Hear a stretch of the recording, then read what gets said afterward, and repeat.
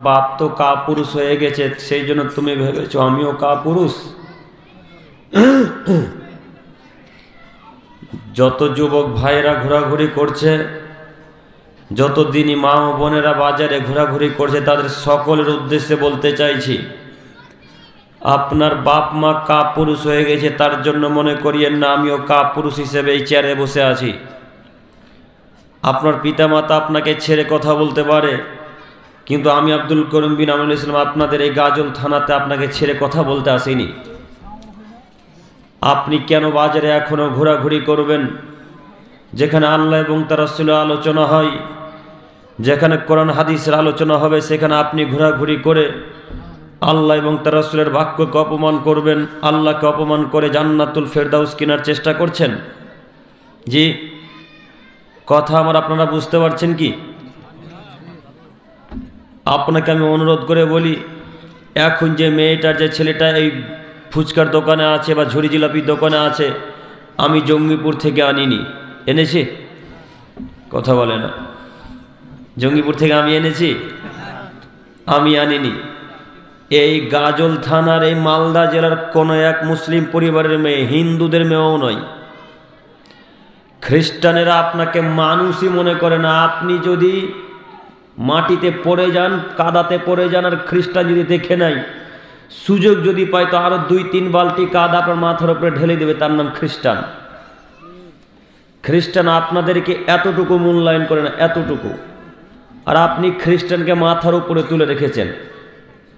যত নীতি এখন বাজারে ঘোরাঘুরি করছে, যত দোকান পাশার আছে, এগুলো সব কি মুসলিমদের নীতি?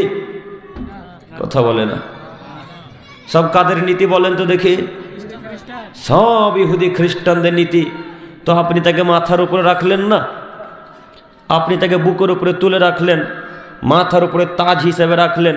তাই তো আপনার ছেলে মেয়ে এখন পর্যন্ত ঘোরাঘুরি করছে। কই একটা খ্রিস্টানের মেয়ে তো আজকে আসেনি, কই একটা হিন্দুদের মেয়ে তো ঘুরতে আসেনি, কই একটা ইহুদিদের মেয়ে তো আসেনি। আপনার মেয়ে ঘোরাঘুরি করছে, তার মানে আপনি আর আপনার ছেলে আর আপনার মেয়ে ইহুদি খ্রিস্টানদেরকে বেশি প্রাধান্য দিয়েছেন আল্লাহ এবং তার রাসূলের চাইতে। আপনি আর আপনার ছেলে মেয়ে আল্লাহ এবং রাসূলকে প্রাধান্য দেননি। মাইকের আওয়াজটা ঠিক করেন ভাই।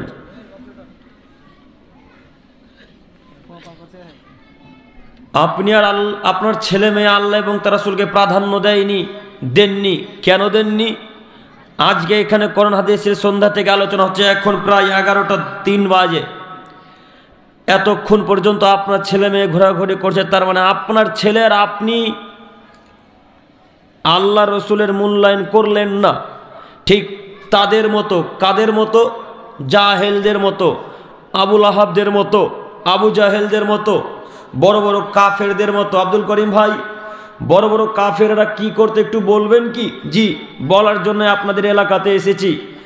আল্লাহ নবী যখন বক্তব্য দিতেন, আল্লাহ নবী, কোরআন নাই গো এখানে, কোরআন নাই, কোরআন রাখতে হতো একটা।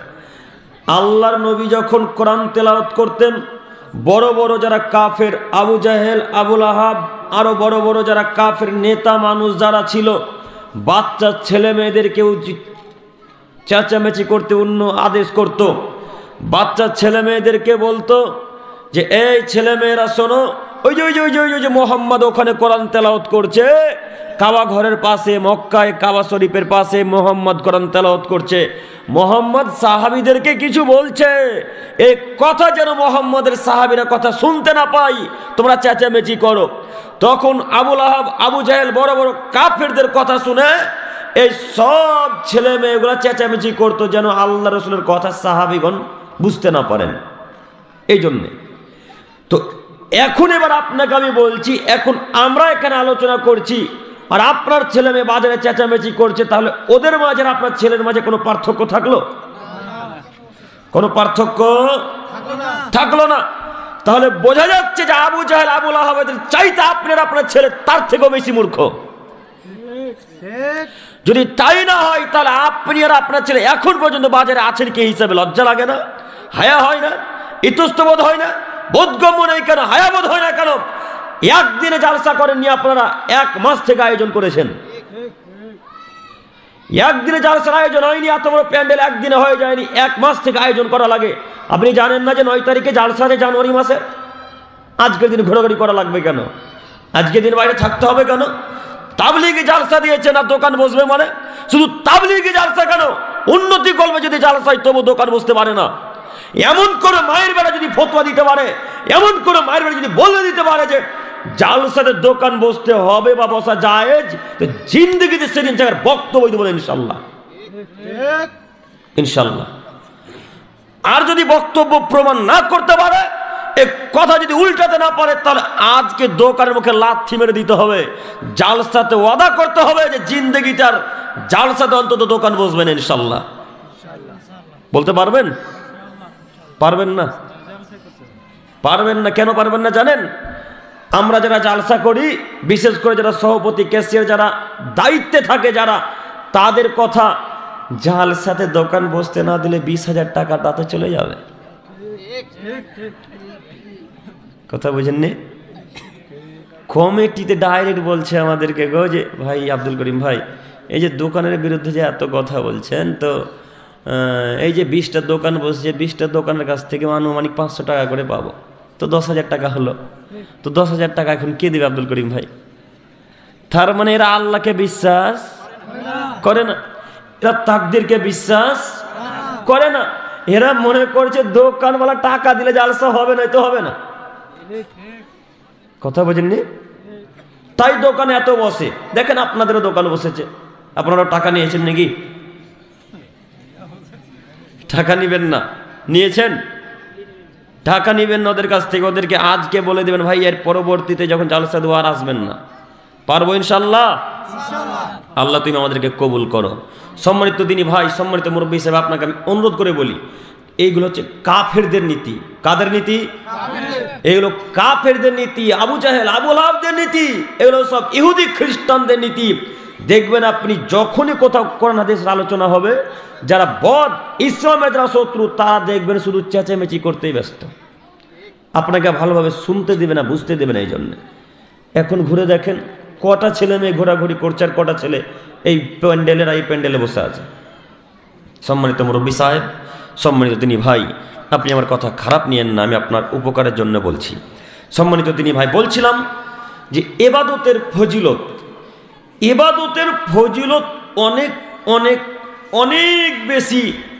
এক একটা এবাদতের ফজিলত এক এক রকম, এক একটা এবাদতের ফজিলত এক এক রকম।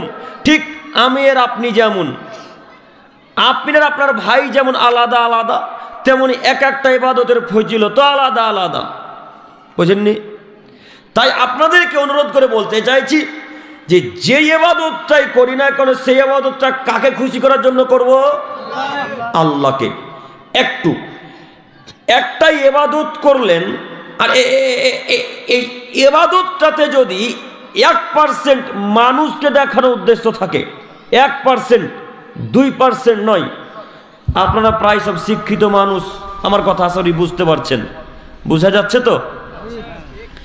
একটা আমল করছেন, যে আমলে অনেক নেকি, মনে করেন সিয়াম, সিয়াম মানে রোজা, মনে করে রোজা পালন করছেন, রোজার নেকি এত দামি, রোজার নেকি এত দামি, রোজার নেকি এত দামি। আল্লাহ বলছেন এই ফেরেশতা মণ্ডলী শোন, তোরাকে এই নেকি দিতে হবে না, এই নেকি আমি আল্লাহ নিজে দিব। আল্লাহু আকবার। কথা বুঝতে পারেননি? আল্লাহু আকবার বলতে পারেন না? আল্লাহ ফেরেশতাদেরকে বলছেন শোন, এই সিয়ামে নেকি তোদেরকে দিতে হবে না, অন্যান্য নেকি, তার মানে অন্যান্য ইবাদতে নেকি কারা লিখে? ফেরেশতারা। কিন্তু সিয়ামে নেকি স্বয়ং কে লিখেন? আল্লাহ। আল্লাহ ফেরেশতাদেরকে বলছেন এই ফেরেশতাগণ শোনো, এই সিয়ামে নেকি তোমাদেরকে লিখতে হবে না, সিয়ামে নেকি আমি আল্লাহ দিব। কত যে দিব তা আমি ছাড়া আর কেউ জানে না, কত যে দিবে না তা আল্লাহই জানে। তো এক একটা ইবাদতের এক এক রকম ফজিলত হলো না? তো এক একটা ইবাদতের এক এক রকম ফজিলত। তাই আপনাকে বলছি, সিয়াম পালন করছেন, আর এই সিয়াম পালন করতে গিয়ে 1% মানুষকে দেখানোর জন্য সিয়াম পালন করেছেন, 99% আল্লাহকে দেখানোর জন্য। 100 ভাগের মধ্যে 1 ভাগ গাজলের মানুষকে দেখানোর জন্য সিয়াম রেখেছেন, আর 99% কাকে দেখানোর জন্য?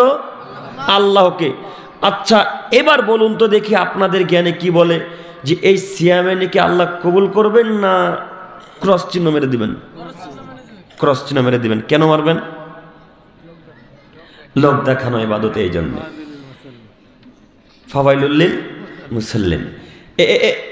এতটুকু যদি লোক দেখানো ইবাদত হয় তাহলে তার সবামল বাতিল, তার সবামল বাতিল, তার সবামল বাতিল, তার কোনো আমল আল্লাহ তাআলার দরবারে আর কবুল হবে না। তো আমরা যে কোনো কর্ম করব কাকে দেখানোর জন্য? আল্লাহকে। ইনশাআল্লাহ, ইনশাআল্লাহ। ইবাদতের ফজিলত এবার একটু আমার দিকে দেখেন। আজান, আজান, আমরা যারা মুয়াজ্জিন সাহেব যারা আজান দিই এদের ফজিলত অনেক অনেক অনেক অনেক বেশি।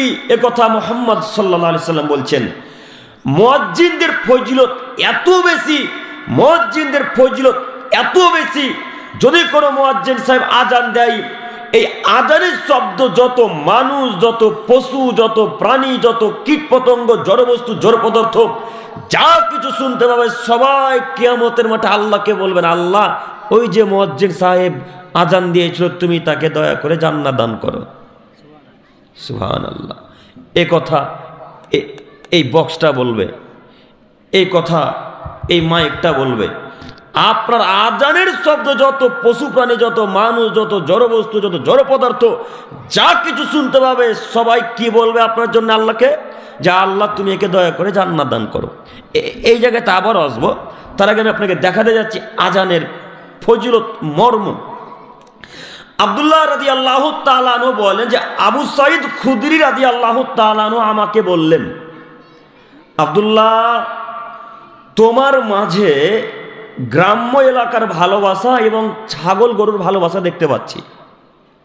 আচ্ছা একটা কথা, ছাগল গরুর যখন কথা হলো তখন একটা কথা বলেই যায়, না বললে হয় না, এটা তো আবার গ্রাম্য এলাকা, তাই না? এটা তো আবার গ্রাম্য এলাকা। আপনারা রাস্তাতে গরু বেঁধেছেন কেন বলেন তো দেখি? হ্যাঁ, কেউ রাস্তাতে গরু বাঁধি না, আমরা বাঁধি? কথা বলে না, সবাই গরু রাস্তাতে বাঁধেন। আপনাকে রাস্তাতে গরু বাঁধতে কে বলল? কে বললো রাস্তাতে গরু বাঁধতে? কে বলেছে রাস্তাতে গরু বাঁধতে? আপনি রাস্তাতে গরু বাঁধলেন কেন? ওই রাস্তাতে যখন একটা টোটো যায়, টোটো বুঝলেন কি? চেন্নাই নাকি টোটো? টোটো, ওই রাস্তাতে যখন একটা টোটো যায় তখন টোটোওয়ালাটা যেতে অসুবিধা হয় না? ওই রাস্তাতে যখন একটা চার চাকা যায় তখন ওই চার চাকাওয়ালার অসুবিধা হয় না?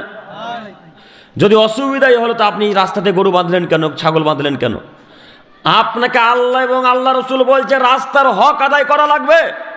রাস্তার হক যদি আদায় করতে হয় তো গরু আপনি কিভাবে বাঁধতে পারেন? কিভাবে গরু বাঁধতে পারেন? গ্রাম্য এলাকা দেখলে এইগুলো বেশি দেখা যায় যে এমনভাবে গরু বেঁধেছে যে গোটা রাস্তাতে পায়খানা করে রেখেছে।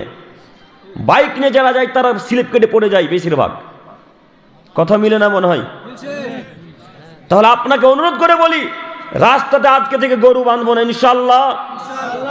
এটা রাস্তার হক। দেখবেন একটু রাস্তার হক কাকে বলে, একটু দেখাচ্ছে দেখুন। আবু সাঈদ খুদরি রাদিয়াল্লাহু তাআলা আনহু বলেন, রাসূলুল্লাহ সাল্লাল্লাহু আলাইহি সাল্লাম বলেছেন, সাহাবায়ে কেরামগণ তোমরা রাস্তাতে বসা থেকে বিরত থাকো। সাহাবায়ে কেরামগণ তোমরা রাস্তাতে বসা থেকে বিরত থাকো। এই কথা যখন আল্লাহ নবী সাহাবাদেরকে বললেন তখন প্রত্যেকটা সাহাবা এক বাক্যে উত্তরে বলেন, আল্লাহর নবী বলেন কি? রাস্তাতে বসা ছাড়া যে আমাদের কোনো পথ নাই। আল্লাহ নবী, রাস্তাতে বসা ছাড়া আমাদের কোনো রাস্তাই নাই। রাস্তাতে বসে বিচার করি, রাস্তাতে বসে আমরা আলোচনা করি, রাস্তাতে বসে আমরা যুদ্ধ কিভাবে করতে হবে সেটা আলোচনা করি। এই রাস্তা ছাড়া আমরা যে এক জায়গায় বসে আলোচনা করবো ৫-১০টা সাহাবী মিলে, এরকম পথঘাট আমাদের আরবে আর কোথাও নেই। আল্লাহ নবী আমরা এখন কি করব? তখন আল্লাহ নবী বলেন, আচ্ছা ঠিক আছে, শোনো শোনো শোনো শোনো, যদি রাস্তা ছাড়া কোনো পথই না থাকে তোমাদের, তাহলে তোমরা রাস্তার হক আদায় করবে। এ কথা শুনে সাহাবাদের মাথা খারাপ। আল্লাহর নবী রাস্তার হক কিভাবে আদায় করে? আমরা শুনেছি পিতা মাতার হক আদায় করতে হয়, তাই না? আমরা শুনেছি ফকির মিসকিনের হক আদায় করতে হয়, আমরা শুনেছি স্ত্রীর হক আদায় করতে হয়, আমরা শুনেছি ছেলে মেয়েদের হক আদায় করতে হয়। আল্লাহর নবী রাস্তার হক কিভাবে আদায় করবো গো, একটু বলবেন কি? তখন আল্লাহ নবী সাল্লাল্লাহু আলাইহি সাল্লাম বললেন, হ্যাঁ শোনো, রাস্তার হক হলো গাজ্জুল বাসার, চক্ষুকে নিচের দিকে রাখতে হবে। এটা হলো রাস্তার হক। রাস্তাতে যদি আপনি বসে থাকেন চেয়ার নিয়ে, তো চক্ষু কোথায় থাকবে? নিচের দিকে থাকবে। তো চোখ তো সবসময় আকাশে উড়ে। কেন বসলেন রাস্তায়? কেন বসলেন?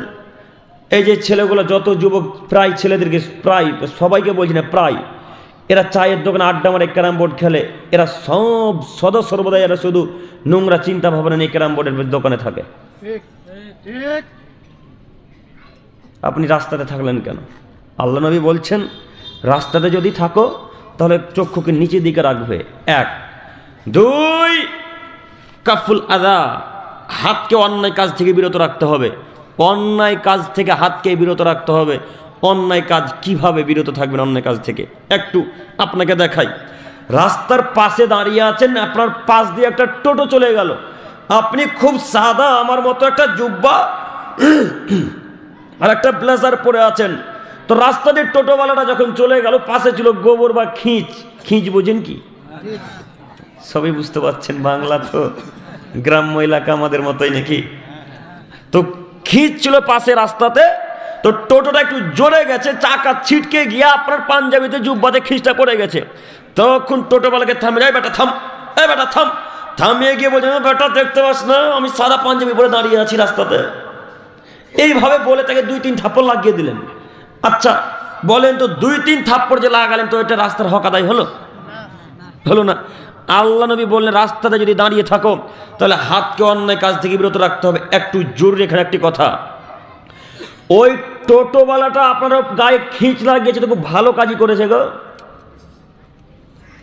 গোবর লাগিয়েছে আপনার গায়ে, তো ভালো কাজ করেছে। ও আপনার শরীরের উপর দিয়ে চলে যায়নি, এটা আপনি শুকরিয়া আদায় করেন। ওই টোটোওয়ালাটা আপনার শরীরের উপর দিয়ে চলে যায়নি, আপনি শুকরিয়া আদায় করা উচিত আপনার। ওই টোটোওয়ালার যদি আপনার শরীরের উপর দিয়ে চলে যেত, তবু আপনি তাকে কিছু বলতে পারবেন না। কেন? আপনি রাস্তাতে দাঁড়িয়ে আছেন তার জন্য। কথা বোঝাতে পারলাম না?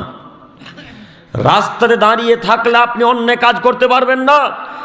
আপনার শরীরের উপর দিয়ে, পায়ের উপর দিয়ে গরুর গাড়ি, টোটো গাড়ি, 4 চাকা যেটাই চলে যাক না কেন, আপনি একটা কথা তাকে বলতে পারবেন না যে ভাই এই কাজটা করলেন কেন? কেন? রাস্তাতে দাঁড়িয়ে আছেন আপনি। রাস্তা থেকে দূরে দাঁড়িয়ে থাকেন, তখন বলেন যে অ্যাক্সিডেন্ট হলো কেন, তখন বলেন আমার গায়ে পানি ধোলা পড়লো কেন। বুঝতে পারেননি স্যার? আপনারা বুঝতে পারছেন কি? এইভাবে বলা লাগে। তো কই রাস্তার হক কিভাবে আদায় করলেন? রাস্তাতে গরু বাঁধলেন কেন? এটা হক আদায় হলো? কেন রাস্তায় গরু বাঁধলেন? আজকের পর থেকে জিন্দেগিতে রাস্তাতে গরু বাঁধবো না ইনশাল্লাহ। রাস্তাতে তো গরু বাঁধবো না, রাস্তাতে ওই বাইক আর 4 চাকাও রাখবো না ইনশাল্লাহ। এটা কঠিন হয়ে গেল। আমরা গাড়ি রাখি না? রাস্তাতে এইভাবে আপনি গাড়ি রাখতে পারবেন না। রাস্তাতে এইভাবে আপনি 4 চাকা রেখে অন্যর অসুবিধা করতে পারবেন না। আপনার 4 চাকার কারণে, টোটোর কারণে আর একটা টোটো ভালো করে পাস করতে পারে না, এরকম রাস্তা নাই? এইভাবে আপনাকে টোটো রাখা উচিত নয়। এইভাবে আপনি 4 চাকা রাখতে পারেন না। বুখারী মুসলিম আল্লাহ নবী বলছেন রাস্তাতে যদি থাকো তাহলে রাস্তার হক আদায় করবে। আপনাকে আমি অনুরোধ করে বলি, রাস্তার 2টি হক বললাম, আর একটি হক হচ্ছে অ'মুর বিল মারুফ, সৎ কাজের আদেশ করবে, অনহা আনিল মুনকার, মন্দ কাজে বাধা প্রদান করবে।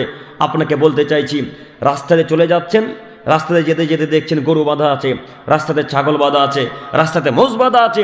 যার গরু, যার মোষ, যার ছাগল, সেই মালিককে গিয়ে বলবেন ভাইয়া এটা রাস্তাতে বাঁধতে হয় না ভাইয়া, এটা অন্যায় কাজ ভাইয়া, অতএব আপনি রাস্তা থেকে গরু আপনার নিজের জায়গাতে বাঁধেন।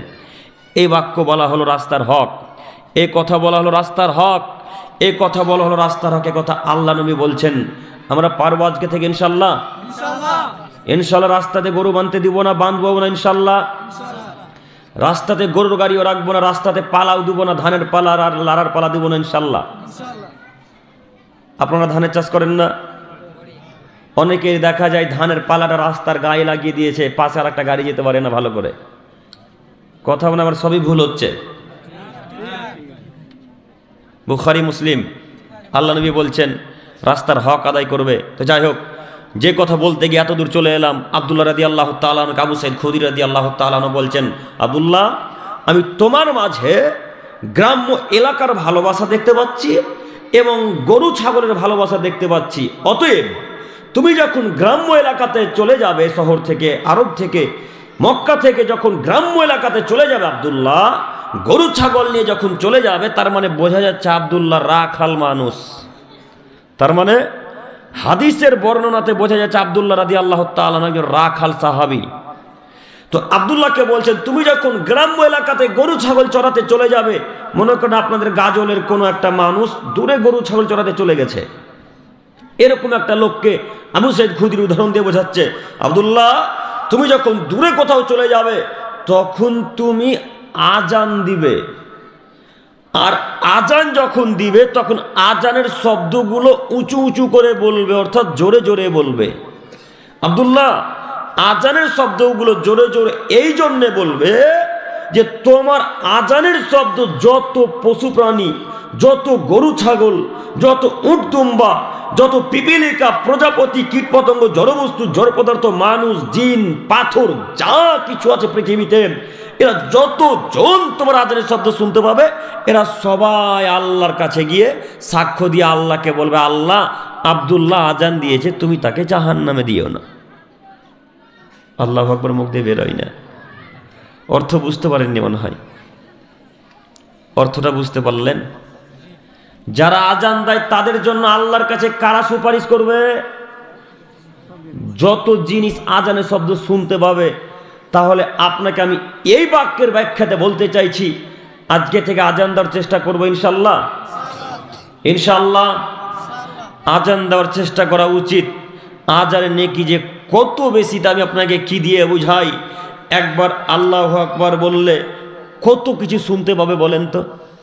হ্যাঁ, এখন তো মাইকের আওয়াজ চলে যাচ্ছে পূর্ব থেকে পশ্চিম, পশ্চিম থেকে উত্তর হতে দক্ষিণ চলে যায় না? এই গাজল আজান দিচ্ছেন তো চাঁচরে শোনা যাচ্ছে, শোনা যায় না? গাজল আজান দিচ্ছেন তো শামসি থেকে আওয়াজ পাওয়া যাচ্ছে। তো শামসিতে যত মানুষ আছে স্টেশনে, এরা সবাই বলবে, আল্লাহ ওই লোকটা গাজল আজান দিয়েছিল, আল্লাহ তুমি তাকে জান্নাত দান করো, বলবে না? বুখারী মুসলিম। আপনাকে আমি অনুরোধ করে বলি, আজকে থেকে আজান দেওয়ার চেষ্টা করবো ইনশাল্লাহ। ইনশাল্লাহ। আব্দুল্লাহ রাদিয়াল্লাহু তাআলা আনহু, আবু সাঈদ খুদরি রাদিয়াল্লাহু তাআলা আনহু বলছেন, আব্দুল্লাহ শোনো, এই যে কথা আমি তোমাকে বললাম, এই হুবাহুব কথা আমি মুহাম্মদ সাল্লাল্লাহু আলাইহি সাল্লামকে বলতে শুনেছি, তাই আমি তোমাকে বললাম। কেন আব্দুল্লাহ শোনো, আমি একটা বাক্য নিজের পক্ষ থেকে বলে জাহান্নাম কিনতে রাজি নয়। আব্দুল্লাহ শোনো, আল্লাহ নবী বলেছেন, মান কাযাবা আলাইয়া মুতাম্মিদান ফালিয়াতাবাওয়া মাকাদাহু মিনান নার। একটা বাক্য যদি আমি নিজের পক্ষ থেকে বলি, একটা বাক্য যদি বানিয়ে বলি, সেই বাক্য যদি, সেই কথা যদি রাসূলের না হয়, তাহলে আমার থাকার জায়গা জাহান্নাম, আমার থাকার জায়গা জাহান্নাম, আমার থাকার জায়গা জাহান্নাম। আব্দুল্লাহ শোনো, তাই আমি তোমাকে যেই কথা বললাম, এই কথা মুহাম্মদ সাল্লাল্লাহু আলাইহি সাল্লামের কাছ থেকে শুনে তারপরে তোমাকে বললাম। অতএব আমি তিনি ভাইদের উদ্দেশ্যে বলতে চাইব যে আজকের পর থেকে আজান দেব ইনশাল্লাহ। আজান যদিও দিতে না পারি তো আজানের উত্তরটা দেব ইনশাল্লাহ। কিছু সাহাবী রাসূলের কাছে আসলো, আল্লাহ নবীর কাছে এসে আল্লাহ নবীকে বলছেন, আল্লাহর নবী, বেলাল তো সব নেকি লুটে নিয়ে চলে গেল। বেলাল কে ছিলেন? মুয়াজ্জিন। আর একজন মুয়াজ্জিন কে ছিলেন বলেন তো দেখি? উম্মে মাখতুম, জাযাকাল্লাহু খাইরান। অন্ধ সাহাবী, তাই না? অন্ধ সাহাবী উম্মে মাখতুম, দুইজন মুয়াজ্জিন ছিলেন।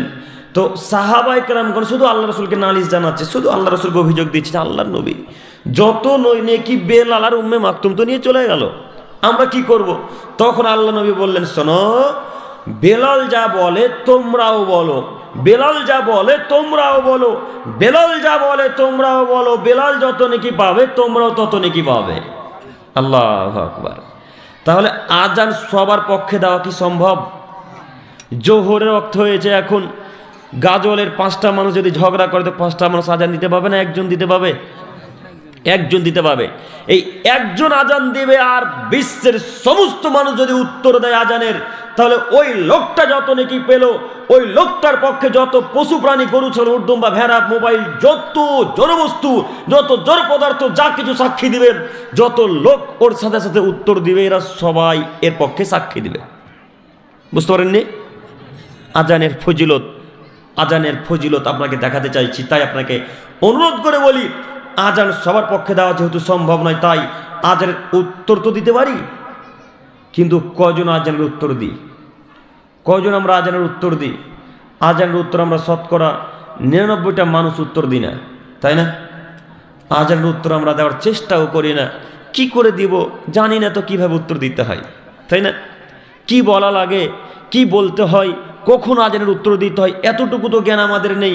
আবার আমরা ইমামের ভুল ধরি। হ্যাঁ, আজানের উত্তর দিতে হবে কিভাবে এতটুকু জ্ঞান নেই, আবার ইমাম সাহেবের ভুল ধরি। এতটুকু লজ্জা হয় না বাপ বেটার লজ্জা হয় না, বাপ বেটার হায়াবোধ হয় না? ইমাম সাহেবের ভুল ধরতে যান, ইমাম সাহেব না হলে তখন আকিকা হয় না, লজ্জা লাগে না? হ্যাঁ, ইমামের ভুল ধরতে যান কেন? ইমামের ভুল ধরতে যান কেন? ইমাম সাহেব না হলে তো আপনার বাপের জানাজা হয় না গো। এর চাইতে লজ্জার বিষয় আর গাজলে থাকতে পারে? ওই ছেলে কুসন্তান, ওই ছেলে কুসন্তান, ওই ছেলে কুসন্তান, যে ছেলে তার বাপ মার জানাজা পড়াতে পারে না, আবার কিসের সুসন্তান? কিসের সুসন্তান? ওই ছেলেটা কুসন্তান, ও খারাপ সন্তান, যে বাপ মার জানাজার দোয়াটা মুখস্থ করতে পারে না, বাপ মায়ের জানাজা পড়াতে পারে না। বাপ মায়ের জানাজা পড়াতে নাকি ইমাম সাহেব ভাড়া করা লাগে? তাহলে জানাজা যদি বাপ মা না ইমাম সাহেব ছাড়া না হয়, আপনার আকিকা যদি, আপনার ছেলেমেয়ের আকিকা যদি ইমাম সাহেব ছাড়া না হয়, আপনার ওই একটা মুরগি হালাল করবেন ইমাম সাহেব ছাড়া যদি না হয়, তাহলে আপনি ইমামের ভুল ধরেন কেন? ইমামের উপর অত্যাচার করেন কেন? কেন এত অত্যাচার করবেন? আপনাকে অনুরোধ করে বলে যাচ্ছি, ইমামদেরকে সম্মান দিতে শিখবেন। আপনারা হয়তো আরবি অর্থ জানেন না, তাই ইমামদের এত ভুল ধরেন, এত ইমামদের উপর অত্যাচার করেন। ইমাম মানে কি বলেন তো? নেতা মানুষ। ইমাম মানে নেতা মানুষ। আপনাদের এই গাজলে চেয়ারম্যান আছে কেউ? কি আপনাদের গাজলে কি আছে? মেম্বার। মেম্বার কাজ করে? কথা বলে না, কাজ করে? মেম্বার সব কাজ করে না, কাজ করিয়ে নাই লোককে দিয়ে, করিয়ে নাই। চেয়ারম্যান নিজে কাজ করে না, করিয়ে নাই, করিয়ে নাই। তো ওই লোকটা কে বলেন তো দেখি? ও নেতা, তাই না? তো ওই লোকটা যেমন নেতা, ওর থেকে লক্ষ কোটি গুণ বেশি সম্মানের নেতা হলো ইমাম সাহেব। কথা বুঝেননি? এত দামি ইমামদের, এত দাম ইমামদের, এত সম্মান। আল্লাহ নবী বলছেন, আমার উত্তরাধিকারী হলো আলেমেরা, আমার উত্তরাধিকারী হলো আলেমেরা, আমার উত্তরাধিকারী হলো আলেমেরা। একবারও আল্লাহ নবী বললেন না আমার উত্তরাধিকারী হলেন চেয়ারম্যানেরা, আমার উত্তরাধিকারী হলেন মেম্বারেরা, আমার উত্তরাধিকারী হলেন রাজারা, আমার উত্তরাধিকারী হলেন প্রধানমন্ত্রীরা, আমার উত্তরাধিকারী হলেন মুখ্যমন্ত্রীরা, আমার উত্তরাধিকারী হলেন সর্দার, ক্যাশিয়ার, সভাপতিরা। এই বাক্য আল্লাহ রাসূল একবার ব্যবহার করেছেন? একবার ব্যবহার করেননি। বাক্য যেটা ব্যবহার করেছেন সেটা কি বলেন তো? আম্বিয়া, আলেম মানুষ, যারা শিক্ষিত মানুষ, যারা আরবি জ্ঞান রাখে, তারা হলো আল্লাহ রসুলের ওয়ারিস, তারা আল্লাহ রসুলের উত্তরাধিকারী। এত বড় দামি মানুষকে আপনি কিসের জন্য ধমকি দিয়ে কথা বলেন? এত বড় দামি মানুষকে কিসের জন্য আপনি ধমক দিয়ে কথা বলেন? জি, আপনাকে আমি অনুরোধ করে বলতে চাইছি, আজকে থেকে ইমামকে এইভাবে নোংরা ভাষায়, অকথ্য ভাষায় ডাকবো না ইনশাল্লাহ। ইমামদেরকে সম্মান দেবো ইনশাল্লাহ। ইমামদেরকে মাথার তাজ করে রাখবো ইনশাল্লাহ। ইনশাল্লাহ না শুধু এখন ইনশাল্লাহ হচ্ছে? উঠবেন তখন লঙ্গি ছেড়ে বাড়ি চলে যাবেন। আব্দুল করিম ভাই বলল, শুনলাম, আবার চলে যাব। এইভাবে যদি বক্তব্য শোনেন তো কোনো উপকার আসবে না। একটু এই জায়গাতে থাকলাম, আবার এখানে আসবো, পয়েন্ট মনে রাখবেন। একটু আমার দিকে তাকান। আবু হুরায়রা রাদিয়াল্লাহু তাআলা আনহু বলেন, রাসূলুল্লাহ সাল্লাল্লাহু আলাইহি ওয়াসাল্লাম বলেছেন, লাউ ইয়ালামু নাসু মা ফি নিদাই সাফিল আউয়াল, পৃথিবীর মানুষ তোমরা যদি জানতে প্রথম কাতারে দাঁড়ানোতে কত নেকি আছে এবং আজান দেওয়াতে কত নেকি আছে, তাহলে তোমরা টিকিট করতে, লটারি করতে। আল্লাহ নবী বলছেন, আদমের ছেলে মেয়ে তোমরা যদি জানতে আজান দেওয়াতে কত নেকি আছে, সলাতের প্রথম কাতারে দাঁড়ানোতে কত নেকি আছে, তাহলে তোমরা লটারি করতে, তাহলে তোমরা টিকিট করতে, তাহলে তোমরা লটারি করতে। আমরা যেহেতু আদমের ছেলে মেয়ে জানি না, তাই আমরা প্রথম কাতারে দাঁড়ানোর জন্য ঝগড়া করি না। আমরা আদমের ছেলে মেয়ে নেকি জানি না, তাই আমরা আজান দেওয়ার জন্য ঝগড়া করি না।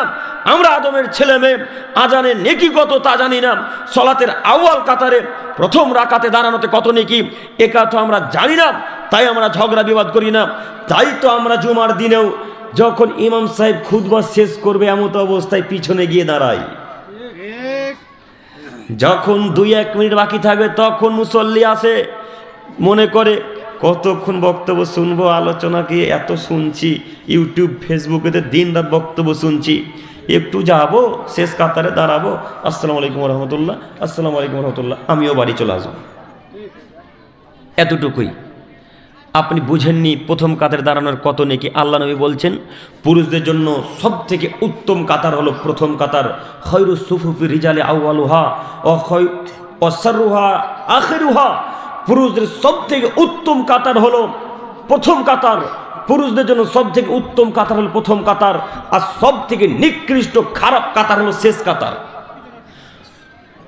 আর নারীদের সব থেকে উত্তম কাতার হলো শেষের কাতার। নারীদের সব থেকে উত্তম কাতার হলো শেষের কাতার, আর সব থেকে নিকৃষ্ট খারাপ কাতার হলো মহিলাদের জন্য প্রথম কাতার। তার মানে মহিলারা প্রথম কাতারে দাঁড়াতে পাবে না। আপনাকে আমি দেখাতে চাইছি, আল্লাহ নবী বলছেন লাউ ইয়ালামুন নাসু মা ফি নিদাই সাফিল আউয়াল। আদমের ছেলেমেয়ে তোমরা যদি জানতে প্রথম রাকাতে প্রথম কাতারে এবং আজান দেওয়াতে কত নেকি রয়েছে, তাহলে তোমরা টিকিট করতে, লটারি করতে। আব্দুল করিম ভাই, আপনি যে বারবার লটারির কথা বলছেন, আব্দুল করিম ভাই আপনি যে বারবার লটারির কথা বলছেন, তাহলে কি লটারি কাটা জায়েজ?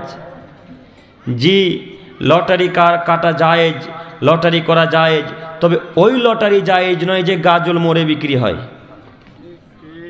কথা বোঝা গেল না? ওই লটারি কাটা জায়েজ নয় যেই লটারি এই চেয়ারের উপরে, এই একটা টেবিলের উপরে রেখে বিক্রি হয়। গাজলে বিক্রি হয় না গজের লটারি হয়। এই যে লোকটা লটারি বিক্রি করছে, খোঁজ নিয়ে দেখেন ওই লোকটা মুসলমানের বাচ্চা। যে লোকটা এজেন্সি, ওই লোকটাও মুসলমানের বাচ্চা। আর যে লোকটা কাটছে তো মুসলমান আছেই। কথা ভুল হয়ে গেল? কথা মিলছে? যে লোকটা লটারি বিক্রয় করছে সেও মুসলমান, যে এজেন্সি সেও মুসলমান, যারা কাটছে তারা প্রায় সবাই মুসলমান। আচ্ছা বলেন, এরা কিভাবে জাতির উন্নতি করতে পারে? এরা কিভাবে জাতির উপকার করতে পারে? আব্দুল করিম ভাই, আপনি যে বারবার বললেন লটারি করা জায়েজ, লটারি করা জায়েজ, তাহলে এই লটারি জায়েজ নয় কেন? জি, এই লটারি জায়েজ এই জন্যে নয় যে এই লটারির মধ্যে টাকার হার জিত আছে। এই লটারির মধ্যে কিসের হার জিত আছে? টাকার হার জিত আছে, এই জন্য লটারি হারাম। ওই লটারি কাটা যায় যে লটারিতে টাকার হার জিত নেই, ওই লটারি করা যায় যে লটারিতে টাকার হার জিত নেই। সম্মানিত মুরব্বী সাহেব, সম্মানিত যুবক ভাই, আপনাকে আমি একটু অনুরোধ করে বলি, একটু আমার দিকে তাকান। ওই যে লোকটা শামসির বাজারে বা গাজলের বাজারে লটারি বিক্রি করছে টেবিল নিয়ে, চেয়ার নিয়ে, ওই লোকটা আপনার বাপ, ওই লোকটা আপনার দাদু, ওই লোকটা আপনার চাচাতো ভাই, ওই লোকটা আপনার খালাতো ভাই। আমার কেউ নয়, আমার কেউ লটারি বিক্রয় করে না যে আমি জঙ্গিপুর থেকে বাধা দিতে আসবো, অসম্ভব। আমার জঙ্গিপুর থেকে বাধা দিতে আসা সম্ভব নয়, বাধা আপনাকে দিতে হবে। এই ভাইরা, আপনারা আমার দিকে একটু তাকান। আপনার বাপকে আজকে গিয়ে বলবেন, আব্বু লটারি বিক্রয় করা হারাম, লটারি বিক্রয় করা হারাম, লটারি বিক্রয় করা হারাম। আব্বু যারা লটারি কাটে, যারা লটারি বিক্রয় করে, তারা জান্নাতে যাবে না। আব্বু যে লটারি কাটে, যে লটারি বিক্রয় করে, যারা লটারির এজেন্সি, আব্বু এরা জিন্দেগিতে জান্নাতে যাবে না। প্রমাণ আল্লাহ নবী বলেন, আব্দুল্লাহ বিন উমর রাদিয়াল্লাহু তাআলা থেকে বর্ণিত, তিনি বলেন রাসূল সাল্লাল্লাহু আলাইহি সাল্লাম বলেছেন, লা ইয়াদখুলুল জান্নাতা কাম্মার। আদমের ছেলে মেয়ে শোনো, যারা লটারি কাটে, যারা জুয়াতে অংশগ্রহণ করে, এরা জান্নাতে যাবে না, এরা জান্নাতে যাবে না, এরা জান্নাতে যাবে না। যুবক ভাই, আপনাকে বলি, যে লোকটা লটারি বিক্রয় করছে, লোকটা আপনার বাপ। যে লোকটা লটারি এজেন্সি, ওই লোকটা আপনার আত্মীয় স্বজন। যে লোকটা লটারি বিক্রয় করছে, লোকটা আপনারই আত্মীয় স্বজন, কেউ না কেউ। ও তবে আপনাকে বাধা দিতে হবে, আপনাকেই ঠেকাতে হবে। আপনার আব্বুকে বলেন, আব্বু ভাগ্যে যদি ভিক্ষা করা থাকে আব্বু, তো ভিক্ষা করে গাজলের বাজারে খাবো, কিন্তু গাজল বাজারে লটারি বিক্রয় করে খাবো না। বলতে পারবেন ইনশাল্লাহ? বলা উচিত। যুবক ভাই, আপনাকে বলি, আপনি আমার সমবয়সের ছেলে, আমার বয়স কম, আপনার বয়স কম, আমি দেখতে পাচ্ছি, যত চোখে দেখছি সবই 25-26 বছরের ছেলে, তাই না? 20-এর নিচে, 25-এর উপরে। তাই আপনাদের উদ্দেশ্যে বলি, যুবক ভাই আপনাকে বলি, কিয়ামতের মাঠে যদি আল্লাহ একটা বাক্য প্রশ্ন উত্তর করে বসে, আনাস ইবনে মালিক রাদিয়াল্লাহু তাআলা আনহু বলেন, রাসূল সাল্লাল্লাহু আলাইহি সাল্লাম বলেছেন, আলা কুল্লুকুম রাইন, আদমের ছেলে মেয়ে শোনো, প্রত্যেকটা মানুষকে তার নিজ নিজ দায়িত্ব সম্পর্কে জিজ্ঞাসা করা হবে। প্রত্যেকটা মানুষকে তার নিজ নিজ দায়িত্ব সম্পর্কে জিজ্ঞাসা করা হবে। কুল্লুকুম মাসউলিন আন রায়াতিহি, এবং প্রত্যেকটা মানুষকে তার দায়িত্ব সম্পর্কে জিজ্ঞাসা করা হবে। একটু এই হাদিস পেশ করলাম বুখারী মুসলিমের। এই জন্যে যুবক ভাই আপনাকে বলি, আপনি আপনার বাপের নিকটে আছেন, আপনার উচিত বাপকে উপদেশ দেওয়া। মুরব্বী সাহেব, আপনার নিকটে আপনার ছেলে আছে, আপনার উচিত আপনার ছেলেকে উপদেশ দেওয়া। সম্মানিত মা বোন, আপনার উচিত আপনার স্বামীকে উপদেশ দেওয়া। সম্মানিত মা বোন, আপনার উচিত আপনার ছেলেকে উপদেশ দেওয়া। আপনার ছেলেকে বলবেন, আব্বু আব্বু লটারি বিক্রি করিও না বেটা, লটারি বিক্রি করলে জান্নাত হবে না, কথা আল্লাহ নবী 1450 বছর আগে বলে দিয়েছে বেটা, অতএব লটারি বিক্রি করিও না বেটা। কাল থেকে আমরা লবণ দিয়ে ভাত খাবো বেটা, আলু ভর্তা দিয়ে ভাত খাবো বেটা। প্রতিদিন মাছ মাংস ভাত খাচ্ছিলাম লটারি বিক্রি করে, আজকে থেকে আমরা আলু ভর্তা দিয়ে ভাত খাবো বেটা, ডাল দিয়ে ভাত খাবো, কিন্তু লটারি বিক্রি করে মাছ মাংস দিয়ে ভাত আর খাবো না। এ কথা বলতে পারবো ইনশাল্লাহ? পারবো ইনশাল্লাহ? সম্মানিত তিনি ভাই, সম্মানিত মুরব্বী সাহেব, আপনাকে আমি অনুরোধ করে বলি, আপনি যদি তাহাজ্জুদ পড়েন, আপনি যদি তাহাজ্জুদ পড়েন আর লটারি কাটেন, তো জান্নাত আর হবে না। কত মুরব্বী সাহেব আছে, নাম নেওয়ার কোনো প্রয়োজন নেই, আর আপনাদেরকে চিনিও না আমি, তবে আমি মুরব্বীদের উদাহরণ দিয়ে এই জন্যে বলছি, আমরা রাস্তাতে যাতায়াত করি আপনাদের চাইতে বেশি, তাই না? আমরা আজকে গাজলে তো কালকে মালদায়, কালকে মালদায় তো তারপরের দিন দক্ষিণ দিনাজপুর, উত্তর দিনাজপুর, কোথায় কোচবিহার, কোথায় কোথায় কোথায় কোথায় যাচ্ছি। রাস্তাতে যাতায়াত করতে করতে দেখা যায় যাদের বড় বড় দাড়ি আছে আর সব দাড়ি সাদা ধবধবে হয়ে গেছে, ওই লোকটাকে দেখছি টেবিলের কাছে দাঁড়িয়ে আছে। এটা কত? এটা থেকে টাকা আসবে? এই 55 থেকে টাকা আসে বেশিরভাগ? এই প্রশ্ন। ও বলতে পারলো না যে তোমার লটারির মুখেও লাথি মারি, তোমার মুখেও লাথি মারি। এই বাক্য না বলে সে লটারি কাটার জন্য তার কাছে গিয়ে জিজ্ঞাসা করেছে, ভাই কোনটাতে বেশি টাকা আছে? এরকম আপনারা দেখতে পান না মানুষ? সম্মানিত মুরব্বী সাহেব, আপনি 5 ওয়াক্ত সালাত আদায় করেন, আবার টিকিটও কাটেন। আপনি মনে করিয়েন না যে জান্নাত নামাজ দিয়ে কিনে নেব, জি না, অসম্ভব। এইভাবে জান্নাত হয় না। আল্লাহ তাআলা বলছেন, আতিউল্লাহ, পৃথিবীর মানুষ আমাকে মানো, ও আতিউ রাসূলা, আমার রাসূলের অনুসরণ করো। পৃথিবীর মানুষ আতিউল্লাহ, আমি যা বলেছি তা মেনে নাও, ও আতিউ রাসূলা, রাসূল যা বলেছে তা মেনে নাও। আল্লাহ নবী বলেছেন, যারা লটারি ক্রয় বিক্রয় করে, যারা জুয়াতে অংশগ্রহণ করে, তারা জান্নাতে যাবে না। এখন এই বাক্য যদি মেনে নেয় তো আল্লাহ রসুলকে মানা হলো, আর যদি এই বাক্য না মেনে নেয় তো আল্লাহ রসুলকে মানা হলো না। আর আল্লাহ রসুলকে কেউ যদি না মানে, তার ফলাফল জাহান্নাম। কথা বুঝতে পারছেন কি? আল্লাহ রসুলকে মানার ফলাফল কি? জান্নাত, আর না মানার ফলাফল জাহান্নাম। অতএব আপনাকে বলি, হয়তো আপনি বলছেন আমরা তো রাসূলের অনুসরণ করি, আমরা তো রাসূলের অনুসরণ করি। জি, রাসূলের অনুসরণ করেন, আমিও জানি। আপনি এতটুকু রাসূলের অনুসরণ করেন, কতটুকু?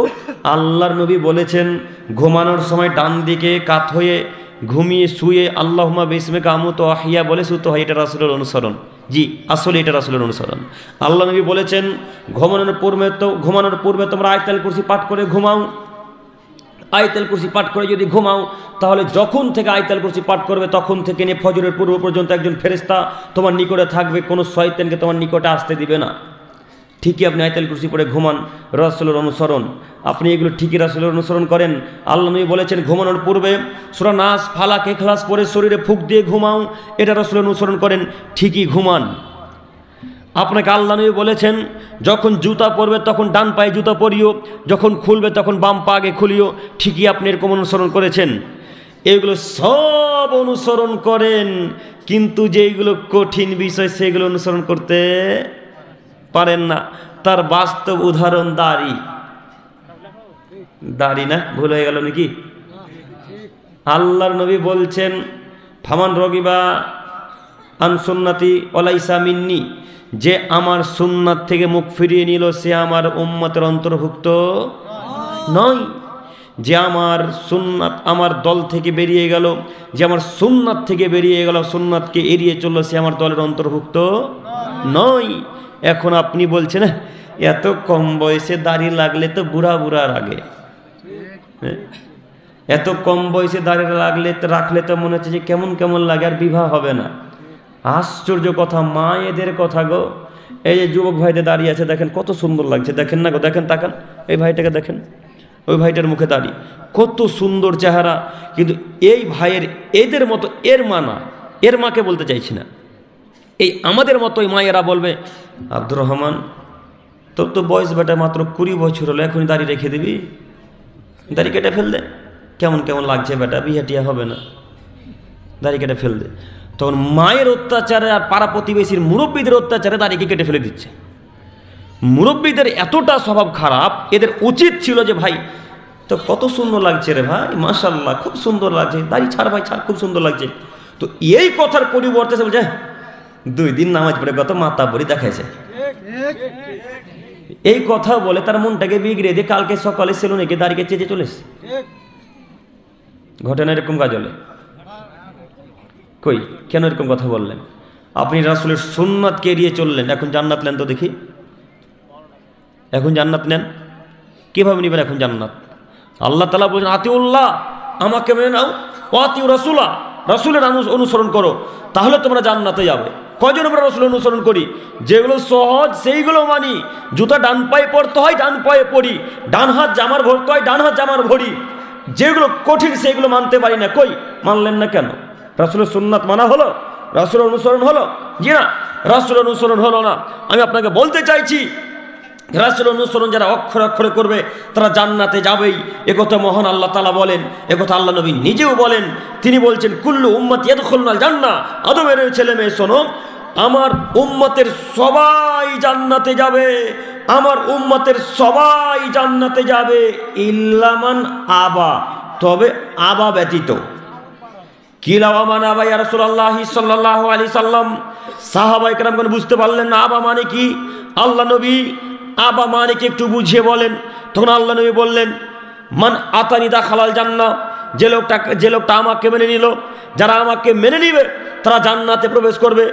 ওমান আসানি ফাকাদ আবা, আর যারা আমার কথাকে এড়িয়ে চললো, যারা আমার কথাকে এড়িয়ে যাবে, যারা আমার সুন্নাতকে এড়িয়ে যাবে, তারাই আবা, তারাই জাহান্নামে যাবে, তারা জান্নাতে যাবে না। সহিহ মুসলিম ও মিসকাতের হাদিস। কি করবেন হাদিসকে এখন? কি করবেন হাদিসটা ব্রেনে রাখার চেষ্টা করিয়েন। আপনি বললেন যে আব্দুল করিম ভাই আপনি নিয়ে এসেছেন, আপনি বাড়ি চলে যান নিয়ে, এ বাক্য বলিয়েন না, কেন আমি হাদিস মুখস্থ করে আপনাকে বলতে এসেছি। সহিহ মুসলিম ও মিসকাতের হাদিস, তিনি বলছেন আমার উম্মতের সবাই জান্নাতে যাবে ইল্লা মান আবা, শুধু আবা ব্যতীত। আবা কারা? যারা আল্লাহ নবীকে মানল না তারা আবা। আবা কারা? যারা রাসূলের সুন্নাতকে এড়িয়ে চললো তারা। আবা কারা? যারা আল্লাহ রসুলকে এড়িয়ে চললো তারা। আবা কারা? যারা আল্লাহ রসুলের সুন্নাতকে লাথি মেরে দিল তারা। আবা কারা? যারা প্যান্ট টাকুর নিচে পড়লো তারা। প্যান্ট টাকুর নিচে নাই মনে হয়, অহরহ টাকুর নিচে প্যান্ট পরে জান্নাত কেনার চেষ্টা করছেন। আপনার হুজুর তো প্যান্ট টাকুর নিচে পড়তে, আপনি পড়বেন না কেন? হ্যাঁ, আপনার হুজুর বক্তব্য দিতে আসছে, তখন দেখবেন আপনার হুজুরের পায়জামাটা টাকুর নিচে একবার লটকে পড়ে আছে। তো হুজুরের প্যান্ট যদি টাকুর নিচে থাকে তা আপনার থাকবে না কেন? কথা বুঝেননি? আল্লাহ নবী বলছেন সালাসাতুন লা ইউকাল্লিমুহুমুল্লাহু ইয়াউমাল কিয়ামা, আল্লাহ কিয়ামতের মাঠে 3 শ্রেণীর মানুষের সাথে কথাই বলবেন না গো, কথাই বলবেন না আল্লাহ। আচ্ছা বলেন তো দেখি, আল্লাহ যদি কথা না বলে তাহলে ফলাফল জান্নাত না জাহান্নাম? জাহান্নাম। কথা বলবেন না, 1। 2 ওয়ালা ইউযাক্কিহিম, তাকে আল্লাহ পবিত্র করবেন না, জাহান্নাম থেকে তুলে জান্নাতে দেওয়ার জন্য পবিত্র করবেন না। ওয়ালাহুম আযাবুন আলিম, তাদের জন্য রয়েছে কঠিন যন্ত্রণাদায়ক শাস্তি। কাদের উপরে? 3 শ্রেণীর মানুষের উপরে। কাদের উপরে? 3 শ্রেণীর মানুষের উপরে। 3 শ্রেণীর মানুষের সাথে আল্লাহ কথা বলবেন না, 3 শ্রেণীর মানুষকে আল্লাহ পবিত্র করবেন না জান্নাতে দেওয়ার জন্যে। 3 শ্রেণীর মানুষের সাথে আল্লাহ কথা বলবেন না, 3 শ্রেণীর মানুষের জন্য আল্লাহ কঠিন যন্ত্রণাদায়ক শাস্তি উল্লেখ করে রেখেছেন, প্রস্তুত করে রেখেছেন। তার 1 শ্রেণীর মানুষ মালিকুন কাদ্দাব, মিথ্যুক শাসক, মিথ্যা কথার ভিত্তিতে যারা দেশ পরিচালনা করে, মিথ্যা কথার ভিত্তিতে যারা সমাজ চালায়, মিথ্যা কথার ভিত্তিতে যারা মাদ্রাসা চালায়, মিথ্যা কথার ভিত্তিতে যারা মসজিদ চালায়, মিথ্যা কথার ভিত্তিতে যারা দেশ চালায়, মিথ্যা কথার ভিত্তিতে যারা সমাজ চালায়, এদের সাথে আল্লাহ কথা বলবেন না। বুখারী মুসলিম। আপনি মিথ্যা মনে করিয়েন না, হাদিস একটা ভুলভাল বলতে আসিনি, তবে আমি মানুষ, আমি যতক্ষণ বক্তব্য দেওয়ার চেষ্টা করি ততক্ষণ সহি মুসলিম, মিসকাত, আবু দাউদ এই সহি হাদিসগুলো বলার চেষ্টা করি, জাল জয়ী হাদিস বলার চেষ্টা করি না। তবুও মানুষ ভুল হতেই পারে, তাই না? ভুল হতে পারে, তবে ভুল হলে ধরিয়ে দিবেন। 1 2 শাইখুন জানিন, বৃদ্ধ বয়সে যারা জেনা করে তাদের সাথে আল্লাহ কথা বলবেন না। বেশি বয়সে যারা জেনা করে, বেশি বয়সে যারা জেনা করে, বেশি বয়সে যারা ব্যভিচার করে তাদের সাথে আল্লাহ কিয়ামতের মাঠে কথা বলবেন না, তাদেরকে আল্লাহ পবিত্র করবেন না, তাদেরকে আল্লাহ জান্নাতে দিবেন না। 3 আল মুসবিল, যারা লুঙ্গি প্যান্ট পায়জামার টাকুর নিচে পড়ে তাদের সাথে আল্লাহ কিয়ামতের মাঠে কথা বলবেন না। বিবেচনা আপনার কাছে, বিবেচনা আপনার কাছে। অথচ জেনা করা ছোট পাপ না বড় পাপ? বড় পাপ। মায়ের অবাধ্য চলা ছোট পাপ না বড় পাপ? বড় পাপ। ফকির মিসকিনকে খাদ্য খেতে না দেওয়া ছোট পাপ না বড় পাপ? বড় পাপ। জাদু টোনা করা ছোট পাপ না বড় পাপ? মানুষ হত্যা করা, কারো নামে অপবাদ লাগানো, যুদ্ধের ময়দান থেকে চলে আসা, এগুলো সব বড় পাপ। এত বড় বড় পাপ করে আল্লাহর দরবারে যদি উপস্থিত হন, আল্লাহর কাছে উপস্থিত হয়ে আল্লাহর কাছে যদি উপস্থিত হন তো আল্লাহ আপনার সাথে কথা বলবেন। এ কথা আল্লাহর নবী বলছেন। জেনা করেছেন আল্লাহ কথা বলবে, সুদ খেয়েছেন আল্লাহ কথা বলবে, জেনা করেছেন আল্লাহ আপনার সাথে কথা বলবে। তবে ওই 3 শ্রেণী মানুষের সাথে আল্লাহ কথা বলবেন না, যারা বেশি বয়সে জেনা করে, যারা লুঙ্গি প্যান্ট পায়জামার টাকুর নিচে পড়ে, যারা মিথ্যা কথার ভিত্তিতে দেশ চালায়। সম্মানিত দিনী ভাই, এবার আপনাকে বলতে চাইছি, পিতা মাতার অবাধ্য চলা পৃথিবীর 2য়তম মহাপাপ। পিতা মাতার অবাধ্য চলা পৃথিবীর ইতিহাসে 2য়তম মহাপাপ। এত বড় পাপ করেছেন, আল্লাহর দরবারে উপস্থিত হন, আল্লাহ আপনার সাথে অবশ্যই অবশ্যই কথা বলবে। আল্লাহ বলবে, আব্দুর রহমান পিতা মাতার অবাধ্য কেন চলেছ? আব্দুর রহমান পিতা মাতার কথা শোনোনি কেন? পিতা মাতাকে এড়িয়ে চলেছে কেন? তখন হয়তো আপনি আপনার মনে যা আছে তাই বলবেন। আল্লাহ আপনার সাথে কথা বলল কি বলল না? বলল। কিন্তু যে লোকটা প্যান্ট টাকুর নিচে পড়েছে এর সাথে আল্লাহ কথাই বলবেন না। যখন তাকে উপস্থিত করা হবে ওকে জাহান্নামে নিক্ষেপ করে দেওয়া হবে। কথা বুঝতে পারলাম না? কাল সকাল হতে হতে সব প্যান্ট পায়জামা কাটতে পারবো টাকুর উপরে ইনশাল্লাহ? সব টাকুর উপরে কাটতে পারবো ইনশাল্লাহ? ইনশাল্লাহ। এখন তো এটা ফ্যাশন বলেন আর স্টাইল বলেন আর যাই বলবেন বলেন, প্রায় যুবক ভাইদের প্যান্ট কিন্তু টাকুর উপরেই থাকে, থাকে না? তো যুবকদের প্যান্ট টাকুর উপরে থাকে, আপনি তো বৃদ্ধ মানুষ, আপনি কি দেখাতে চাইছেন? লুঙ্গিটা পরছেন এমনভাবে মনে হচ্ছে ঝাড় দিতে দিতে রাস্তায় যাচ্ছেন। কথা মিলে না মনে হয়? এইভাবে লুঙ্গি পরার কি দরকার? এইভাবে লুঙ্গি পরে আপনার 3টা ক্ষতি দেখবেন। কি কি 3টা ক্ষতি? 1, আপনার স্ত্রীকে বেশি সার দিয়ে খাসতে হবে, এটা ক্ষতি হলো। 2, আপনি যে এই টাকনু ঢেকে আছেন তো আপনার যৌন ক্ষমতা কমে যাবে। বর্তমান নাসার বিজ্ঞানিক, সব থেকে উন্নত মানের বিজ্ঞানিক কোথায় আছে? নাসা। বর্তমান নাসার বিজ্ঞানিকেরা প্রমাণ করেছে মানুষের শরীরে সব থেকে 2 জায়গায় বেশি হরমোন থাকে, যৌন ক্ষমতা থাকে। তার একটি হচ্ছে টাকনু আর একটি হচ্ছে এই সিদ্ধারা। এই যে সিদ্ধারাটা দেখতে পাচ্ছেন না, এই দাঁড়ি এই হাড্ডিগুলা, এই সিদ্ধারিতে সব থেকে বেশি যৌন ক্ষমতা থাকে আর টাকনুতে থাকে। বর্তমান নাসার বিজ্ঞানিকেরা বলছেন এই টাকনুতে যত হাওয়া বাতাস লাগবে, এই টাকনুতে যত বেশি হাওয়া বাতাস লাগবে তত তার যৌন ক্ষমতা বাড়তেই থাকবে, বাড়তেই থাকবে, বাড়তেই থাকবে। আল্লাহু আকবার। রাসূলের ভবিষ্যৎবাণী বর্তমান নাসার বিজ্ঞানীরা প্রমাণ করেছে এতদিনে। আল্লাহ রসুল যেই কথাই বলেছে তার পিছনে কোনো না কোনো কারণ আছেই। আমি আর আপনি রিসার্চ করি না, সব রিসার্চ খ্রিস্টানেরা করে, সব রিসার্চ ইহুদিরা করে। তাই তো তারা এত বড় বড় বোমা তৈরি করে, তাই তো তারা এত বড় বড় পরমাণু বোমা তৈরি করে, তাই তো তারা পিস্তুল তৈরি করে। সব তাদের ব্রেন থেকে করে নাকি? সব এই হাদিস কোরআন রিসার্চ করে করে করে করে করে কোথায় সোনা আছে, কোথায় হীরা আছে, কোথায় মানিক আছে, কোথায় মুক্তা আছে, সব কোথায় রিসার্চ করে পাচ্ছে? কোরআন হাদিস রিসার্চ করে পাচ্ছে। আমি আর আপনি পড়তে জানি না। পড়তে জানবো কি করে? ছেলের বয়স যখনই 12 বছর তখন ছেলেকে বলে, বেটা যা রাজমিস্ত্রি কাজ করে, কাপড় দোকানে থাক। আর একটা সঠিক ব্যবস্থা আছে, সে সঠিক ব্যবস্থা কি যে বেটাকে বলছেন চায়ের দোকানে যা বেটা কাপ ধোবা। দেখেন, আপনি খোঁজ নিয়ে দেখেন, টাউনে চলে যান, যত কাপড়ের দোকান দেখবেন প্রায় এই বাচ্চা ছেলেগুলোর বয়স 7, 8, 9, 10 বছরের। দেখেননি আপনারা? কথা বলে না। তো এই ছেলেগুলোর এখন পড়ার সময় না কাজ করার সময় গো? পড়ার সময়। তো এদেরকে এত তাড়াতাড়ি কাজে পাঠিয়ে দিলেন কেন? এত তাড়াতাড়ি চায়ের দোকানে পাঠালেন কেন? কাজ করাতে হবে কেন এত তাড়াতাড়ি?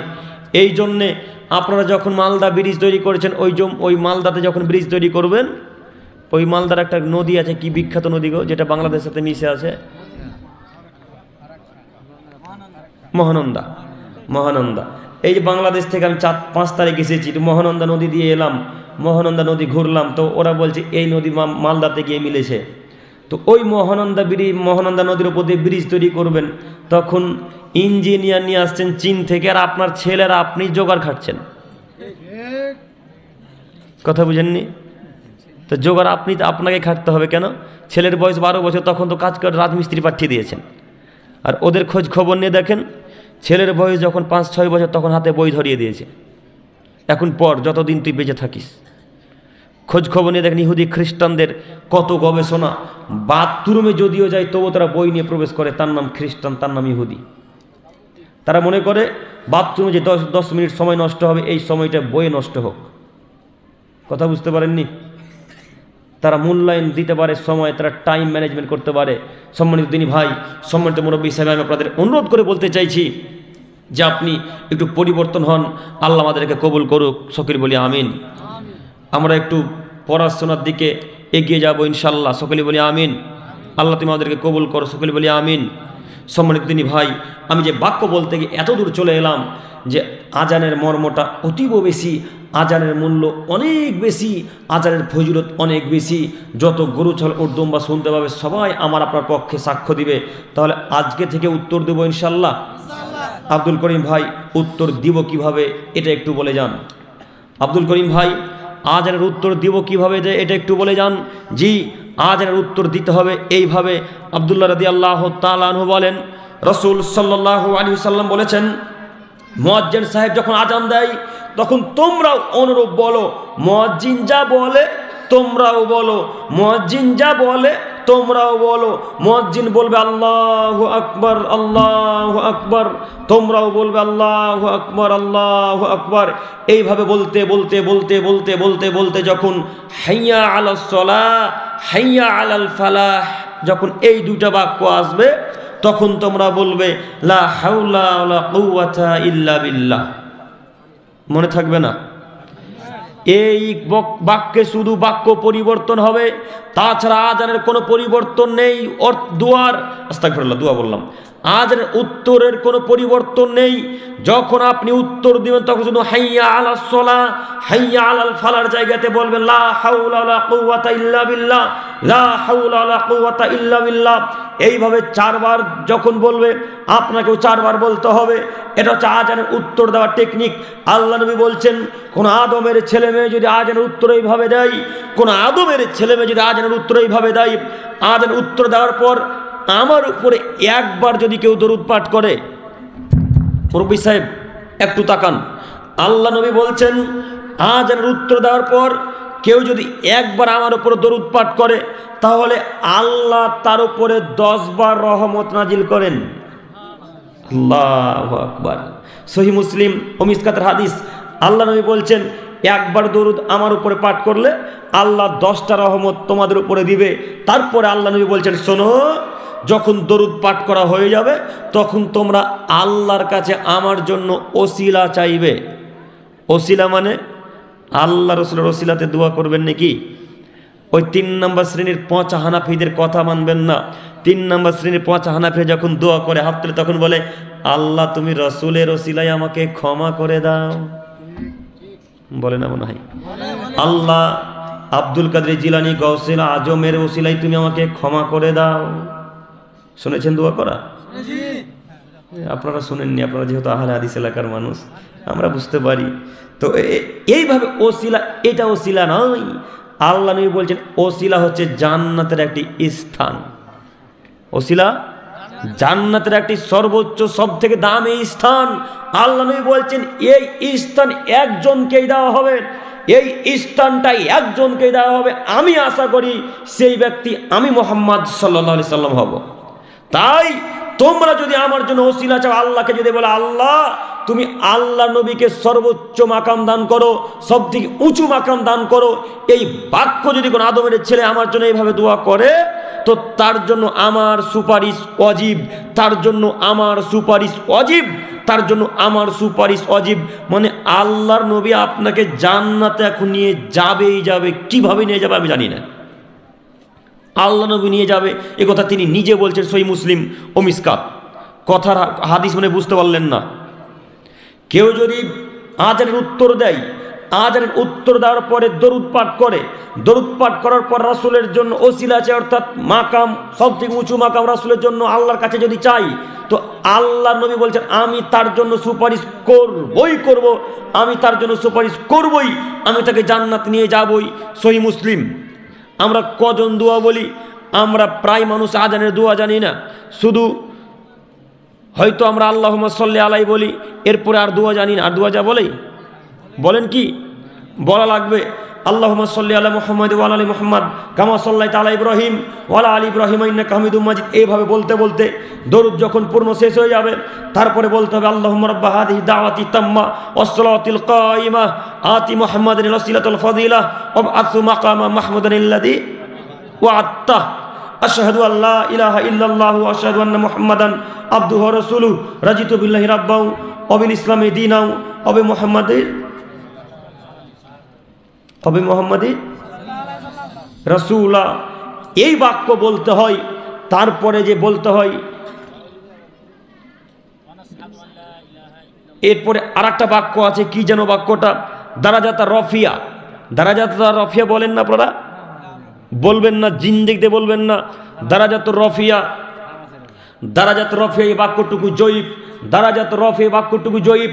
আল্লাহ নবী বলছেন রাজিতু বিল্লাহি রাব্বাও ওয়া বিল ইসলামি দীনাও ওয়া বি মুহাম্মাদি রাসূলা। কেউ যদি এই তিনটা বাক্য বলে, আমি দ্বীন ইসলামকে পেয়ে খুশি, আল্লাহকে পেয়ে খুশি, মুহাম্মদ সাল্লাল্লাহু আলাইহি সাল্লামকে পেয়ে খুশি, তাহলে সেই লোকটার জন্য জান্নাত ওয়াজিব হয়ে যাবে। আল্লাহু আকবার। কজন বলি আমরা প্রায় মানুষ দোয়া বলতে পারি না আজানের পরে। আজকে এখান থেকে ওয়াদা করে উঠবেন যে কাল জোহর হতে এই আজানের দোয়াটা মুখস্থ করবো ইনশাল্লাহ। পারবো ইনশাল্লাহ? মুরব্বী সাহেব পারবো ইনশাল্লাহ? মুরব্বী সাহেবদের যেহেতু ব্রেন কমে গেছে, তাই আপনাকে 3 থেকে 4 দিনের মধ্যে মুখস্থ করা লাগবে। রাগ করছেন? যুবকদের যত ব্রেন শক্তি, তত ব্রেন শক্তি আপনাদের এখন কাজ করবে না। আপনি 20 বছর আগে একটা সূরা মুখস্থ করেছিলেন, এখন খেয়ে নিয়েছেন। আর কোরআন এমন একটা জিনিস, আল্লাহ নবী বলছেন কোরআনের আয়াত এমনভাবে ব্রেন থেকে ছুটে যায় যেমন উট তার লাগাম থেকে ছুটে চলে যায়। বুখারী মুসলিম। তার মানে কোরআন যদি আজকে মুখস্থ করেন, মাগরিবের সময় যদি না ঝালান, তাহলে আপনার কোরআন আর মুখস্থ থাকবে না। কোরআনটা এমনই জিনিস, আপনি মুখস্থ করবেন ফজরে, জোহর হতে শেষ।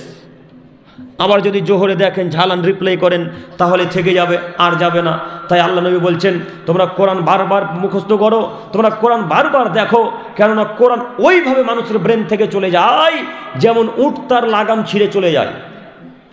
সম্মানিত মুরব্বী সাহেব, আপনাকে বলছি, আপনাদের বয়স হয়েছে, ব্রেনও কমবে, তাই এই দোয়া কিন্তু 3 দিন 4 দিনের মধ্যে মুখস্থ করবে ইনশাল্লাহ। ইনশাল্লাহ দোয়া মুখস্থ করতে হবেই। আল্লাহ নবী বলছেন জান্নাত এদের জন্য ওয়াজিব হয়ে যাবে, তাহলে দোয়া মুখস্থ করবো না ইনশাল্লাহ? আমরা ফজিলত মর্ম বুঝতে পারছি কি? ফজিলতগুলো বুঝাতে পারছি কি? আল্লাহ তুমি বোঝানোর তৌফিক দান করো। হয়তো আমি বুঝাতে পারি না, আল্লাহ তুমি একটু আমাদেরকে বোঝার তৌফিক দান করো। সকলে বলি আমিন।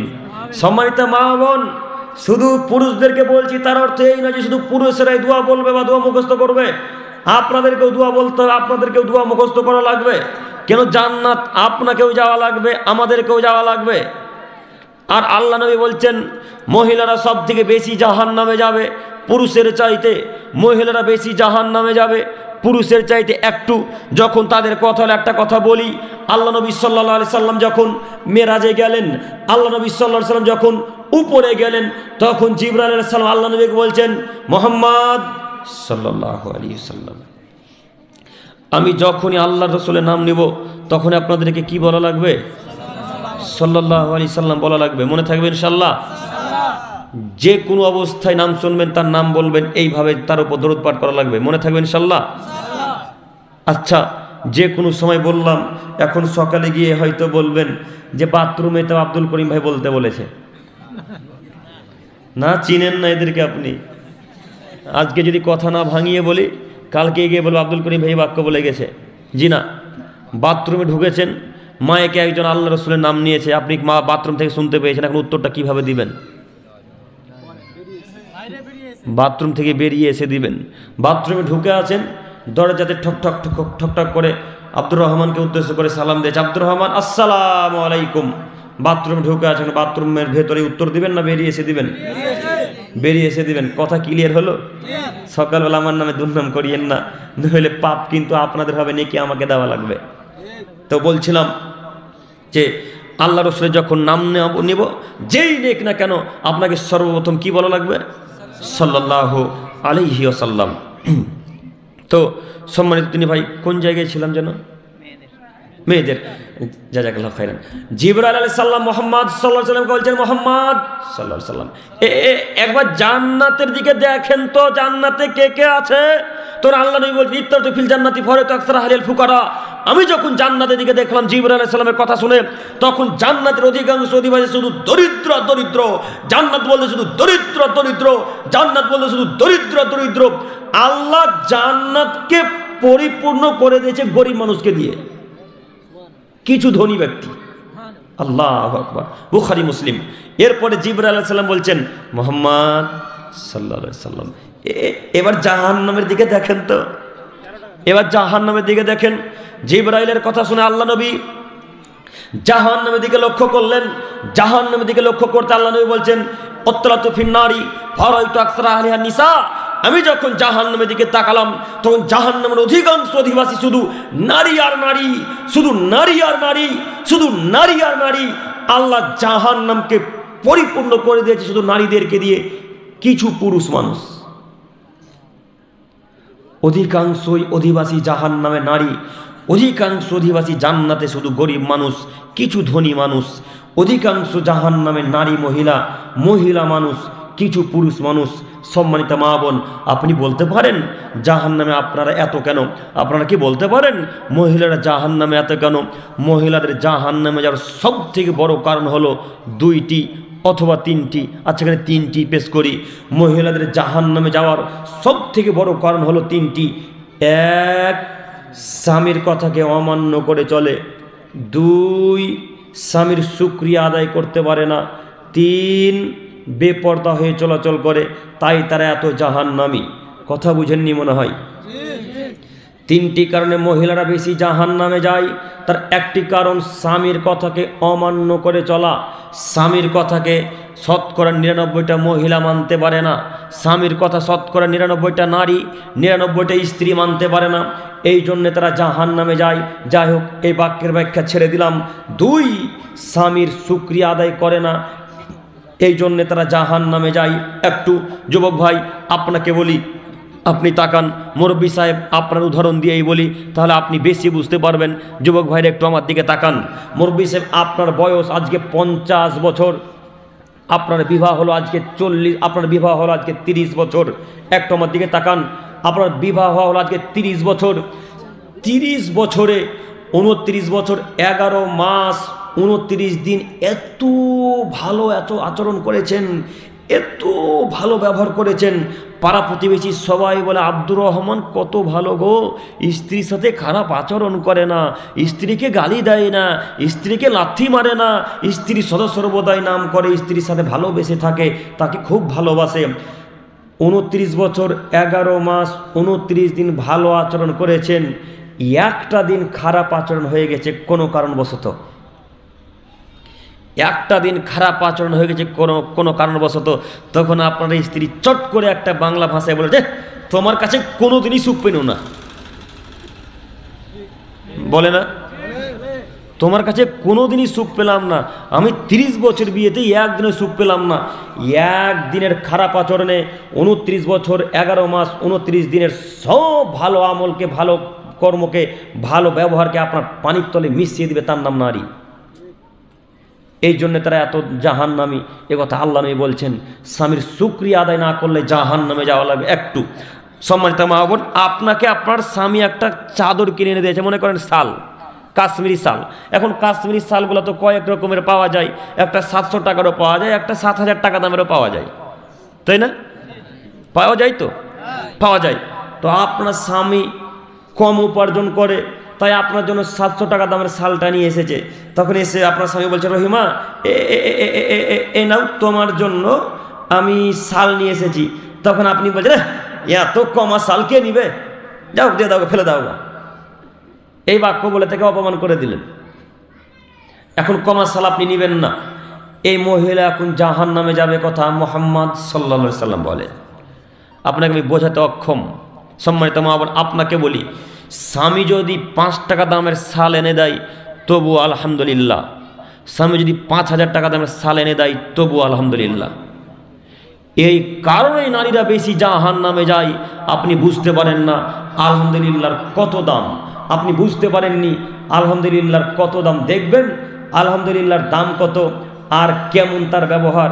ইব্রাহিম আলাইহিস সালামের ঘটনা সকলের মনে আছে। মাইকের আওয়াজ কেমন হয়ে গেল না?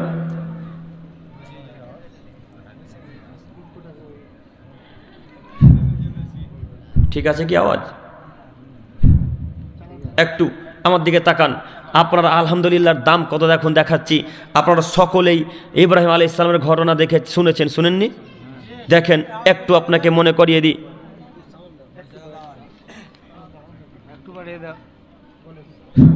একটু আপনাকে মনে করিয়ে দিই, ইব্রাহিম আলাইহিস সালাম তার ছেলে আর স্ত্রীকে ওই যে মক্কাতে রেখে চলে এলো, ইসমাইল আলাইহিস সালামকে। আর ইসমাইল আলাইহিস সালামের মায়ের নাম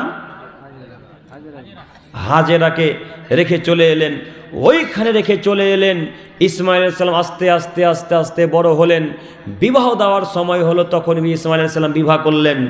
অনেক দিন পর ইব্রাহিম আলাইহিস সালাম ইসমাইলের বাসাতে এসেছেন। বাড়িতে কেউ আছেন? সালাম দিয়েছেন ইব্রাহিম আলাইহিস সালাম, আসসালামু আলাইক। বাড়িতে কেউ আছেন? জি। কেউ নেই। ইসমাইল কি বাড়িতে আছে? জি না, ইসমাইল নেই। কোথায় গেছে? মাঠে বন জঙ্গলে কাজ করতে গেছে, কাঠ কাটতে গেছে। আচ্ছা, তোমাদের সংসার কেমন চলছে? তখন ইসমাইলের স্ত্রী বলছেন, সংসার খুব একটা ভালো চলে না। তখন ইব্রাহিম আলাইহিস সালাম বলছেন, আচ্ছা ঠিক আছে, ইসমাইল যখন আসবে তখন বলিও আমি সালাম দিয়েছি আর ঘরের চৌকাঠটা পাল্টাতে বলেছি। ইসমাইল আলাইহিস সালাম নবী মানুষ, আসলেন। আসাতে ইসমাইল আলাইহিস সালাম বুঝতে পারলেন যে আমার বাড়িতে কেউ এসেছিলেন। বাড়ি আসা মাত্রই তার স্ত্রীকে জিজ্ঞাসা করছে, বাড়িতে কেউ এসেছিল? তখন তিনি বলছেন, জি, একজন বৃদ্ধ মানুষ, এরকম এরকম লম্বা মানুষ এসেছিল, তিনি এসে সালাম দিলেন। তিনি কি কোনো কথা জিজ্ঞাসা করেছেন? ইসমাইলের প্রথম স্ত্রী বলছেন, জি হ্যাঁ, আমাকে জিজ্ঞাসা করলো যে তোমাদের সংসার কেমন চলছে। তখন ইসমাইল বলছে, তুমি উত্তরে কি বলেছ? তখন ইসমাইলের প্রথম স্ত্রী বলছেন, আমি উত্তরে বলেছি যে সংসার মোটামুটি চলছে, মোটামুটি। তো এই কথা শুনে কি লোকটা কিছু বলেছে? তখন ইসমাইলের স্ত্রী বলছে, জি হ্যাঁ বলেছে। কি বলেছে? বলেছে যে চৌকাঠটা যেন পরিবর্তন করে।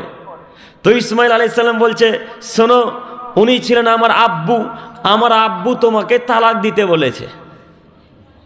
এখন তুমি তোমার বাপের বাড়ি চলে যাও। তাকে তালাক দিয়ে দিলেন। বেশ কিছুদিন পর আবার ইব্রাহিম আলাইহিস সালাম আসলেন। আবার ইব্রাহিম আলাইহিস সালাম সালাম দিয়ে জিজ্ঞাসা করছেন, আসসালামু আলাইক, বাড়িতে কেউ আছেন? ইসমাইল আলাইহিস সালামের দ্বিতীয় স্ত্রী বেরিয়ে এসেছে। প্রথম স্ত্রীকে তালাক দেওয়ার পর আবার বিবাহ করেছেন। দ্বিতীয় স্ত্রীকে জিজ্ঞাসা করছেন, ইসমাইল কি বাড়িতে আছে? জি না, ইসমাইল আলাইহিস সালাম বাড়িতে নেই। কোথায় গেছে? মাঠে বনে জঙ্গলে কাঠ কাটতে গেছে, কাজ করতে গেছে। ইসমাইল, আচ্ছা তোমাদের সংসার কেমন চলছে? তো ইসমাইলের দ্বিতীয় স্ত্রী বলছেন, আলহামদুলিল্লাহ, আমাদের সংসার অতীব ভালো চলছে, খুব ভালো চলছে।